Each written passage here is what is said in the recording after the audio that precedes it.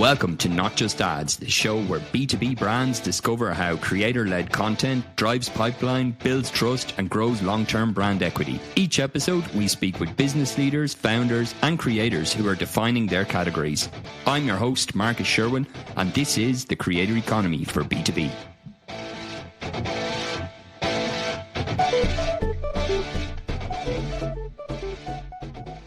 Hello and welcome today to Not Just Ads, the creator economy for B2B.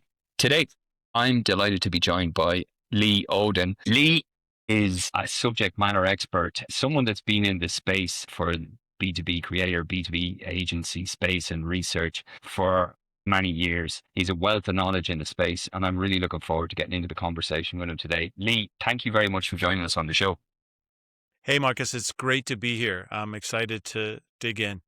We were just talking off air there, and you have a wealth of knowledge in the space. And I would love to ask you, from even when you go back to the early days of like when you launched your agency, what do you think has changed, but what hasn't in those 20 years since you launched? It's longer than 20 years now, TopRank, no? 25. 25. Oh, so it's, yeah, I'm sure a lot has changed. But from what, do you see that there's certain things that actually they still remain the same? I guess looking over such a broad span of time, the thing that has changed, of course, is how buyers discover information, their preferences for content consumption, and the timeframes and complexity in decision making specific to B2B. So when we started, search was very new. Search engines were very new. So it was about Google, right? And you could publish content on a blog and be able to see visibility fairly quickly and create competitive advantage that way. We started to include subject matter experts in our content, maybe as a function of the way journalists often operate. They add credibility to their pieces by citing experts. And when contributing to industry publications, I would do that in order to meet their standards, and started to see the impact in credibility, the impact in distribution. And so we started doing that in earnest for companies. So the technology involved at the time was as simple as publishing through a CMS like a blog, using social channels, back then Twitter, to engage with people, to invite the community to participate in content creation by polling them, asking them questions, and being able to earn visibility in search and social in the places where it mattered the most. And fast forward to today. Now we have AI, and it's pervasive, touches everything from content creation to how content is discovered. And in that time, content creation has been democratized. Everyone is influential about something, and we can all use these things, the phone, to create remarkable content and become influential about something that we're very passionate about, attract a like-minded audience that is interested. And brands are increasingly tap into that long tail of influence. 10 years ago, 12 years ago, when we started implementing influencer programs for B2B technology companies, engagement model was very organic focused, meaning 85% of those engagements were unpaid. The value exchange was about, hey, if you get to work with this well-known brand and in exchange you get visibility, now it's flip-flop. It's 85, 90% paid. You have far more professional influencers, people who are very savvy about media creation, people who have podcasts, newsletters, and distribution channels, not unlike media. So a lot of brands are treating it like an ad buy, whereas in the past, it's a little more relationship focused. So lots of changes in that time.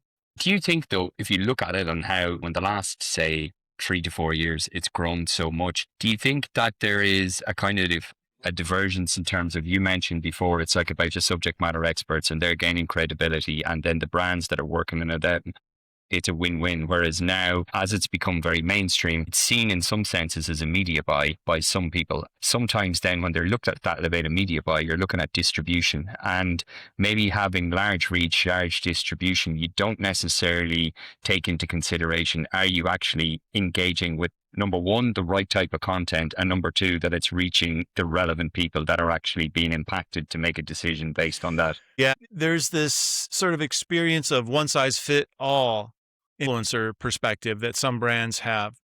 They think of B2B influence through the lens of B2C, very transactional, and in the context of a media buy, like you say. And the thing is that the needs of a buyer and the group of people that are involved with making purchasing decisions in a B2B context are not so simplistic as to be influenced by some famous person in their industry, which we call a brand individual. That's an awareness play, right?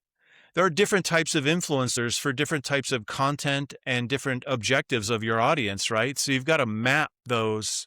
There's got to be some utility and some empathy and understanding, what does a buyer need to know? Like I talked about, information discovery. What are their preferences and how they discover information? And what kind of information is useful to them at different stages during the buyer journey. In the way that an SEO would map keywords to different stages of the buyer journey, or a content marketer would architect different types of topics according to the journey, you also have the opportunity to optimize the effectiveness of your influence investment by mapping the right types of influencers to those different stages during the journey. Makes a lot of sense. Do you think then, when you're working with companies and you're helping them get those right influencers slash creators, like, what, as a rule of thumb, do you think, if, let's say, if we're looking at like the initial phase, somebody is starting a B2B creative partnership, what are some of the things that they should take into consideration? Let's say that they want to build a connection with the audience, but they have somebody in mind because they see them a lot on the feed, they see them a lot in. Is there something they're missing there by just going for that person because they have the most visibility, whereas it may not mean that they're actually the right creator for the job they're trying to do? So interestingly, in our research, we've done 4 research reports on B2B influencer marketing in the past, and the number one challenge is finding the right influencers, right? So the solution to that there's a couple of pieces to that, solving for that. And that is, one is having a criteria for how you identify, evaluate, and engage influencers.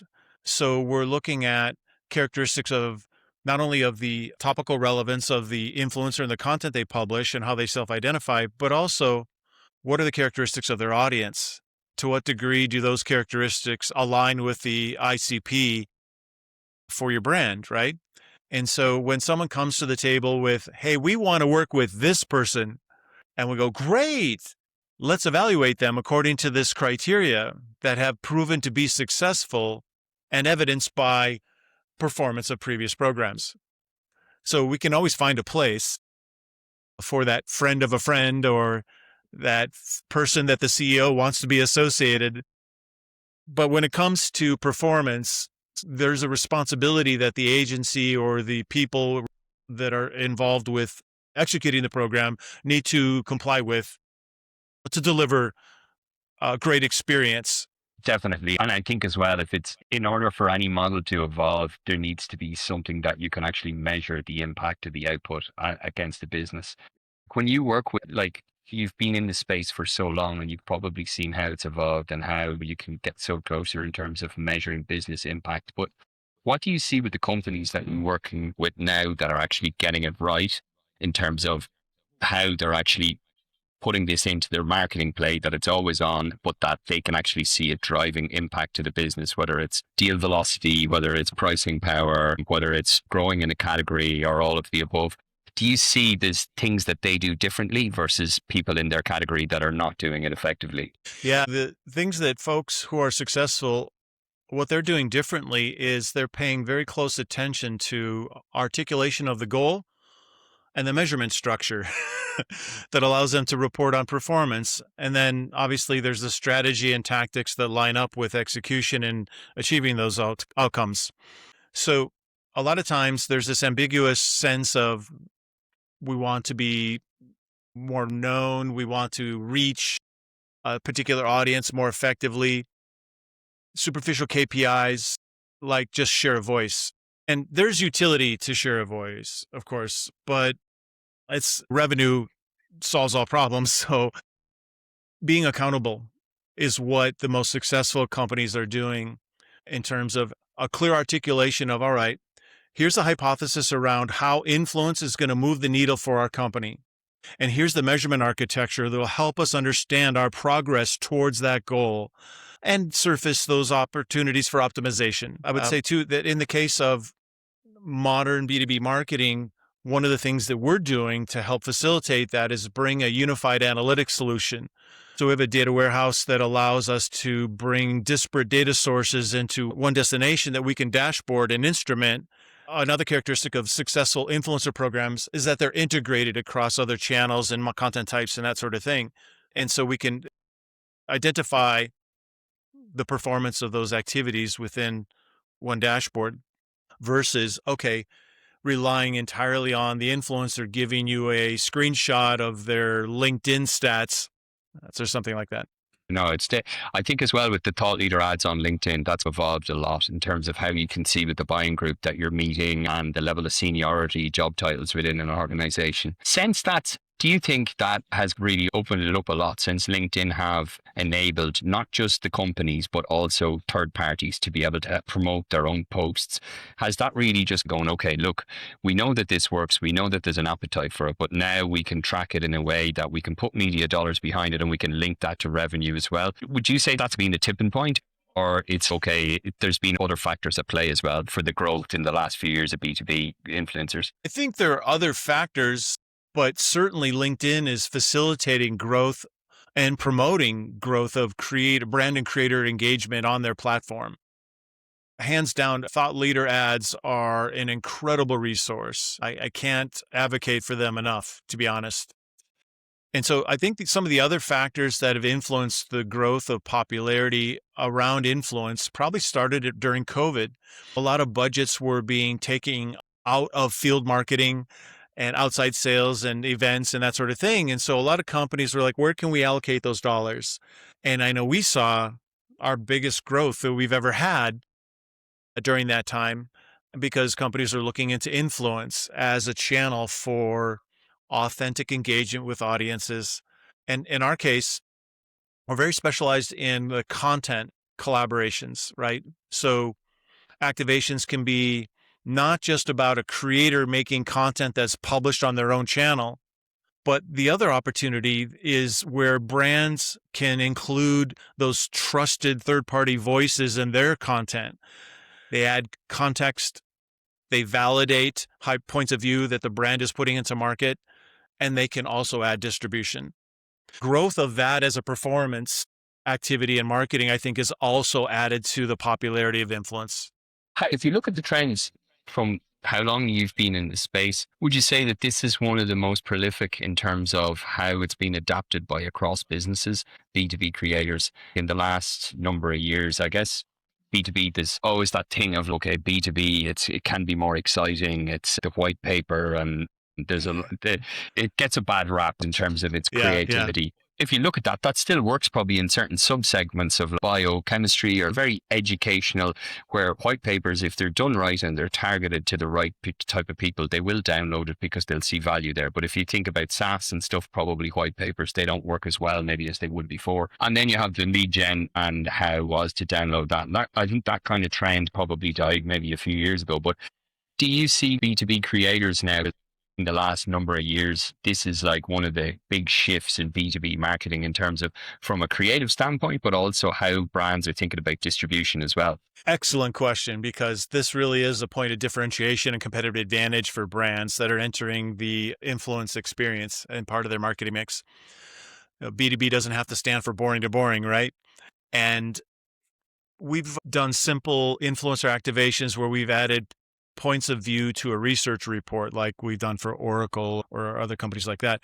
They're interactive experiences we created, microsites for Adobe, where we brought industry experts to give their point of view around a narrative that Adobe is trying to put into market. In the case of, let's say, Sprinkler, a social media marketing platform, we worked with a handful of influencers to shoot documentary style video to create a sort of masterclass around social media marketing. And that was connected to an integrated program and lead gen and revenue. It was an incredibly successful program because of the depth of content and expertise that was shared. Creativity wise, we've done things like turn influencers into superheroes. When Demand Base was rebranding, we identified these influencers as superheroes and created cartoons and put that into market. And it was interesting for people. We've created things like a research report for a company in the financial planning and accounting space in the aesthetic of a Candy Crush video game. And people were invited to answer quiz questions, each question sponsored by an influencer who was sort of a caricature that represented them. But anyway, it's just adding some fun sorts of dimensions to content with influencers. So this achieves a couple of things. The experience is differentiated, so it drives higher engagement. It's more interesting for the audience to consume that kind of information. But the other thing that we found is that the influencers were way more interested in distributing and promoting it because they were proud to be a part of something that was such a great expression of creativity. And I guess as well, at least from what I see, in those kind of situations, it's more that they're part of something as well, rather than just a one-off. It's like a longer-term relationship that rather than just let's do something once and see how it goes. It's like most impactful if you're thinking of 3, 6 months or longer. We've seen in our research an order of magnitude higher performance with companies that implement always-on, ongoing programs versus those who do intermittent activations. Here's the thing. If you do a one-off with an influencer and you treat it purely as an ad buy, you're really limited to just working with the most famous people in that category, and that's going to cost you. There's a well-known social network we all know of, that worked with Corporate Natalie to do a really cool thing, and it was great, but social media is ephemeral. Who remembers that, right? And what's the ROI, right? And so it's an interesting time. I was speaking to somebody at a really well-known brand recently, and she was like, look, I can't use these people because I'm trying to target people that are in the SMB in this particular segment, and it just won't work. She's saying I need somebody that's relatable to this audience, and a big influencer like that, it's just not really going to drive any output. So I think there's definitely, misunderstanding is the wrong word, but it's like the people that are at the top that are really well-known, but then it's basically, they're very broad. Whereas I think if you go maybe more vertical, there's a lot of people that probably are very relevant to niche audiences, but that are not really known in a broad way at all, but that can have a huge amount of impact. I think I would invite people watching or listening to think of influence as a team sport. Each influencer has a role to play. And if I could use American football as a metaphor, not everyone can be quarterback. That's the brand individual. That is the sort of magnet that will maybe attract other primary or second tier influencers and even third tier. There's a category of influencer that we work with that maybe some might call a micro influencer. We call them up and comers. And it's the reason for the activation there obviously is the specificity, the depth and quality of engagement they have. They may not have a large audience, but wow, the engagement levels are through the roof. The other thing is this, from a relationship standpoint, there's this sort of adage, if you work with a famous influencer, they're your friend for the campaign. But if you help someone become more influential, they'll be your friend for life. And so brands that take an always on or relationship focused approach to influencer engagement will find themselves with people who not only deliver performance during the campaign, but they'll find added value through organic activations, organic advocacy that doesn't even have anything to do with the campaign. No, it makes a ton of sense as well, because they're going to be very invested in it rather than just a one-off. and they're going to read the words as well if it's relevant to the audience and the audience are engaging and that it's tracked then to a sale, to an outcome over the space of a few months. And I'd love to talk to you because you do a lot of research and you share a lot of really useful information on where you see the industry going, your experience in it. What kind of thing we talked off air and you shared some info, but I'd love to hear a little bit more in terms of what you've worked on recently, what's relevant with AI also as well, and how you see the space evolving. Because we talked before when you got into the business 25 years ago, it was very much about building that authority basis blog and having a subject matter expert. So in a way, that hasn't changed all that much. It's really how people are discovering that has changed massively. But how do you think that will relate and that will change potentially how brands are working with influencers in the next years? AI has made an impact on discovery, as we've already talked about. But I think what's important for brands to understand is that, especially after Google AIO's announcements about how Google itself is going to be changing to be far more AI driven in terms of how people interact with information and search results, or the absence of search results, just delivering answers. The channel of that influencers will bring to the table is going to become even more attractive. So I think there's a difference people have to understand between influencers in B2B and creators. So an influencer is someone who has really deep domain expertise and can have varying audience sizes, right? They can be a keynote speaker, book author, and so on and so forth, 200,000 people in their network, a million people. And so they come in all sizes, but the point is that an influencer has authentic and deep expertise in their area, whereas a creator is probably leading more into media creation skills. They tend to be a little more of a generalist, and they can create content that is very relevant to a B2B audience, but typically engagement isn't where they are contributing to brand content like an influencer would. More so, they are creating content that is created on their own and distributed on their own channel. And I think the sophistication that brands bring to influencer marketing is going to be more specific about understanding where to engage one versus the other, or how they might work together. Far more opportunities exist on the creator side as more people transitioning from B2C over to B2B. And they're looking at, from a creator standpoint, there's a lot of money for them to make. So much budget being allocated towards influence right now. And there are some companies have really created some incredible networks of influencers that are driving pipeline. And once they get that figured out, it's an incredible machine. And so I think that there's a system perspective that represents the greatest opportunity to scale with influence. But at the same time, we need to keep our foot on the base of authenticity and meaningfulness, and the idea that relationships still drive business. And how can you create relationships and drive conversations in a marketplace that subsequently impact influence on the entire buyer group? It's the stakeholders that have to implement, or finance that has to approve, or HR, or legal.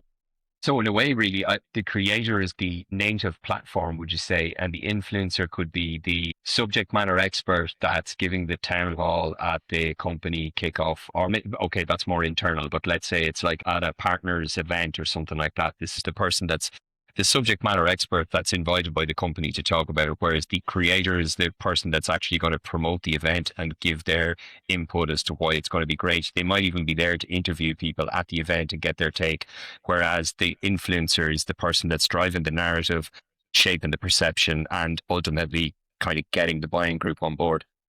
Yeah, we did a research report on thought leadership, and we found that, was it like 74% of B2B brands that frequently collaborate with influencers on their research report content found them to be very effective, compared to only 29% of those that don't do that. And I think there's another interesting intersection in terms of where can we look at more value through influencer activations, and that is through AI search visibility. Being able to bring to market proof that your brand is the best answer, as we would say, for what buyers are looking for, is in part informed by creating consensus that your brand is authoritative and credible. and the entities that can be identified, whether that's industry publications, influencers themselves, and through content types like original research, all add up to, wow, wherever the LLM can ingest information and then analyze and interpret and then calculate what the answer is, they have the signals they need to do that and make sure that it's your brand. Do you think then, and I know we're barely at this still because everything is evolving so fast and how people are getting discovered in AEO. Do you think then the same rules apply of like even looking at it from like a category entry point standpoint of a brand that wants to be well known for a particular type of subject matter expertise? They need to take that framework in terms of when they're working with creators, when they're working with influencers, and that their content around thought leadership, any of their comms, anything like that has to be anchored in those type of pillars, so that there's a structure there, but then that will come true over the quarters and years, and they become known specifically for those key areas. Absolutely. So we're doing this with Best Answer Marketing, the concept of Best Answer Marketing. So it's a bit of a meta idea in that we're using Best Answer Marketing best practices to make our brand known for this concept of Best Answer Marketing. So 9 months ago, if I searched an LLM or Google for that expression, it would come up with information about answering interview questions or something like that. Now, when you search on Best Answer Marketing, our company is the one that comes up as the originator of that concept. And so it's a point of differentiation. So I think you're right. If you want to be the best answer, to use my own language here, for a brand, if you want to be the best answer for an audience around an idea that you're bringing to market that's new, influencers can play an incredibly important and influential role, pun intended, in making that happen. No, definitely. You mentioned as well about a survey also, survey26, influencermarketing.com. Maybe you could just share a little bit around the research that you're doing on that as well for the audience. Yes, as I mentioned, we've done 4 research reports where we surveyed hundreds or actually totally thousands of B2B marketers on how they're using influence and working with influencers to advance their marketing objectives. We're answering questions about what are their strategies, what are their challenges, what are the most effective content types, distribution channels, what kind of measurements, architecture they're using, budgeting, what are their predictions for the future. So, of course, we are involving industry influencers in our report about influencer marketing. And so we're capturing data for our 5th report right now. We just started doing that today, actually. So if you are watching or listening and you have worked with influencers in a B2B context ever, or are thinking about it, we'd love to know your perspective. And you'll have an opportunity to get an early access to the report if you want. Great. We will put it on the show notes as well for people to complete it that are tuning in. Lee, it was great talking with you. I learned a lot and it was a really interesting conversation. So thank you for joining us on the show. If anyone wants to find out more about you, about creator, influencer, B2B marketing, where are you most active? Where can people find you? Right. Great. Otherwise, if you want to go to the direct route, you can go to toprankmarketing.com. Great. We will put the link to TopRank on the show notes as well. Lee, thanks again for joining us. It was great having you on. Thank you, Marcus. I appreciate the questions. Thanks. Have a great day.